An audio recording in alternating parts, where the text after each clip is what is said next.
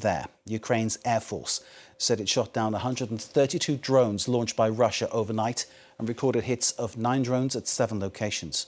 A Russian attack on Ukraine's southeastern city of Zaporizhzhia killed 3 people. 2 more were injured. The news was confirmed by the regional governor at Zaporizhzhia, Ivan Fedorov. He described explosions and fires, and Mr. Fedorov said that Russian forces used at least 10 aerial bombs in the attack on the city of some 700,000 residents. The attack also damaged 15 apartment buildings and 10 private homes, as well as non-residential buildings. Zaporizhzhia is, of course, home to the largest nuclear power station in Europe, operated by Ukrainian staff but under Russian occupation. What were once family homes, now piles of rubble. Residents of Zaporizhzhia in southeastern Ukraine surveyed the damage after Russian strikes early Monday morning. Authorities said guided aerial bombs damaged some 25 residential buildings and left several dead. I ran outside and saw exposed electrical wires hanging down. I was afraid to open the gate, worried I might get electrocuted. A nearby house had been completely destroyed. I felt so overwhelmed I thought I was going to throw up. It was truly a horrible night. Unfortunately, there were injured and dead.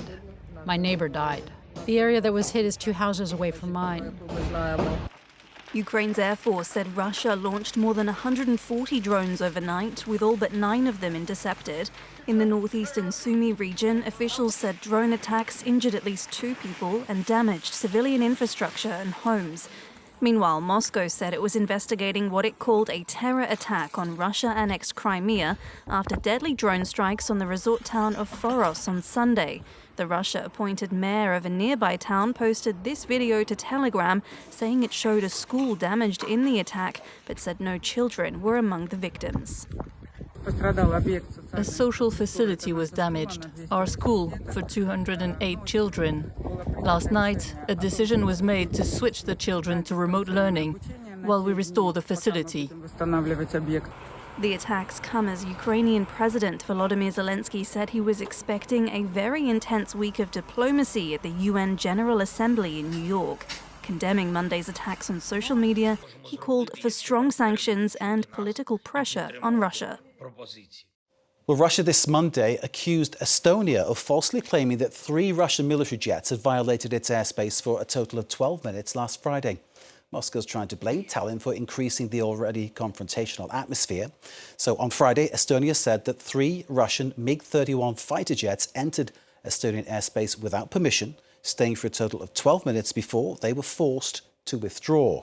NATO ambassadors are to hold talks this Tuesday on this violation of Estonia's airspace by Russia. Tallinn calling for urgent consultation under Article 4 of NATO's founding treaty. Let's get more reflections on the situation in Ukraine with Peter Zalmayev, who joins us here in the studio. Peter is, of course, founder and director of the Eurasia Democracy Initiative. Peter, it's a pleasure to welcome you here to France 24. We've spoken so many times, well, once in Ukraine, many times down the line here, but you've managed to get to Paris, and it's great to see you. The pleasure is all mine. It's a pleasure to be in the studio for the first time. I'm wondering what shape you are in after such a long, hard struggle. Clearly, the whole country is exhausted with what is happening, but I imagine still resolute, given the situation, given the end result that you want. Well, indeed, resolute, but there's a little bit of a kind of a mixed message here going on. And I've recently been asked on air by other TV channels about the recent findings of the Gallup polling, right? According to which the number of Ukrainians who are still gung-ho and resolute about victory at all costs is down to 24%. And that's been interpreted as Ukrainians having lost the will to resist, which is, of course, none of the above. 24% of people are realistic about Ukraine not being able to recapture this territory that it's lost, up to 20% currently under occupation by Russia anytime soon. Not maybe militarily, and this is something that Ukrainians believed in the first year of the war, and then you remember the counteroffensive that failed. And let's face it, irresoluteness of some of our allies, about the speediness and the sort of the quality of the weapons that Ukraine received, more on the defensive side, not the offensive side. And so It's just we're talking about a reinterpretation, reformulation of what a victory will constitute. And at this point, let's face it, for Ukraine to remain a sovereign state, to remain in control of the capital, Kiev, which is also under contestation. And if you read the Telegram channel of the former Russian President Dmitry Medvedev, which actually sounds and reads like a Radio 1,000 Hills that led to the Rwandan genocide. I mean, seriously, I'm not exaggerating here. Then even Kiev is now considered by the Russians and the Russian government as a historically Russian city, the mother of all Russian cities. So essentially, Putin has made it clear that his intention is to control all of Ukraine, as I've said it repeatedly on this show. And so all this talk about, various concessions to be made to Putin, this territory, that territory, is a red herring. We're not talking about pieces of Ukraine's territory. Putin will not be happy with any piece of Ukraine's territory. He will only be satisfied with controlling Ukraine outright, similar to what is happening with Belarus, which has essentially lost its sovereignty, right, is a protectorate of Russia, and maybe something close to the Georgian scenario, whereby there's a ruling party now, the Georgia Dream, that is very pro-Moscow, that has imprisoned the former president Mikhail Saakashvili. And so this is the softer version. I think Putin would be satisfied with either, but he's not satisfied with Ukraine remaining a sovereign state, especially with control over its foreign policy and, joining NATO, joining the European Union. Let's take a listen to Arseniy Yatsenyuk, former Prime Minister of Ukraine, joined us here in the studio a little earlier, speaking to my colleague Francois Picard. I could hardly imagine what would have occurred during the Cold War if, for example, Soviet or Russian jets would violate the airspace of NATO member states. No doubt that these fighter jets had to be shot down, period. Because Putin understands only the message of action, but not a lip service. And as of now, we have plenty of different perfect statements, amazing messages, but actions, bold and strong actions are needed. And the same happens with Ukraine. Very strong resolve and very strong action against the Putin's war in Ukraine. Peter Yatsenyuk, they're really echoing what you just said, that Putin needs to be shown some strong action rather than some clever negotiation or meaningful words. The words don't register. It's actions that count. Yeah, indeed. And I think that Putin has been emboldened with following his meetings with Xi Jinping and Kim Jong-un, maybe even with his meeting after his meeting with Donald Trump. He sees that Donald Trump is simply not willing to fulfill and actually his own since that meeting in Alaska, of course, Russia's actually increased its attacks. Indeed, and it's almost like we're begging for Donald Trump, with all due respect to the American president, his stated desire for peace in Ukraine. Just please don't stop talking to Putin. Every time you talk, he turns around and bombs us harder, more frequently. With greater number of drones in every single moment. So it seems like Putin's been emboldened, and there's some kind of he's testing, he's probing for NATO's weak spots.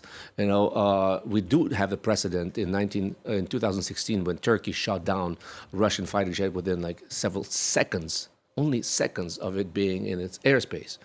That's not really a black and white and cut and dried sort of example where, look, you should have done it the way Turkey did, because Turkey actually, there was a spat and there was an embargo of Turkish products, and Erdogan actually had to make some concessions and a sort of an apology. So it's kind of a mixed example, etc. So, but do you think Estonia should, or NATO should have shot down the Russian jets that came into the airspace? Estonia, I mean, as a country, Estonia, don't forget, it's 1.5 million, and Estonia has its own concerns, of course. There's a whole city of Narva, which is completely Russian-speaking, and that could be another testing ground for Putin for his hybrid warfare. We cannot really blame Estonia for not having taken that step, because it's a sovereign state, and it's 1.5 against Russia's 150 million. And as you've just intimated, this is Putin really just pushing to see what NATO will do, pushing to see how far Trump will go. Indeed, and it's not coincidental that he has a certain number, 20 drones over Polish territory, 3 fighter jets over Estonia, which is to send a signal that it's not accidental. You cannot accidentally launch 20 drones or send 3 fighter jets. This is intentional. And of course, knowing Putin, I agree with Arseniy Yatsenyuk. He will do it more the next time. Some people are saying that the logical conclusion of that is actually Russian, boots stepping over the border, maybe Russian tanks, whatever. I'm not so certain. Putin is operating in this kind of gray area. of hybrid warfare where there's plausible deniability for his actions. But at the end, he's achieving his goal, and that is to show up NATO for what it is, an effective organization with its vaunted Article 5 collective security not working. That's what he wants to show to individual member states. You are not secure. There's no guarantee for security. You better, make peace with Russia. And that also sends a message to these parties that Russia is emboldening, is encouraging, whether ultra-left or ultra-right, that are now acting as spoilers in European politics. Peter, lives lost in Zaporizhzhia overnight. Yes. 3 killed at least. One wonders if Ukraine at some point has to, say, call a halt, accept losing some territory. Where do you think that will go? Is that a possibility? You've spoken to us about the Donbass, where you come from.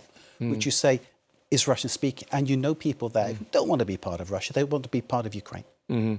Well, a lot of those people are gone now. I mean, they're either under Russia's occupation and are not able to speak up, or those that are still under Ukraine's territory, they're actually under pressure to leave because life is becoming impossible for them. I have family members who were just in this town of Kurakhova, which is, I was out of contact with them for 3 months, and we thought they were dead. So, this is... of course, a very precarious situation for the people living in these occupied territories. But once again, Vladimir Putin is not going to stop. He's going to continue gobbling up more Ukraine's territory because he's got everything to gain. The way he sees it, he's got everything to gain from this war continuing. Apparently, China has not told him to stand down.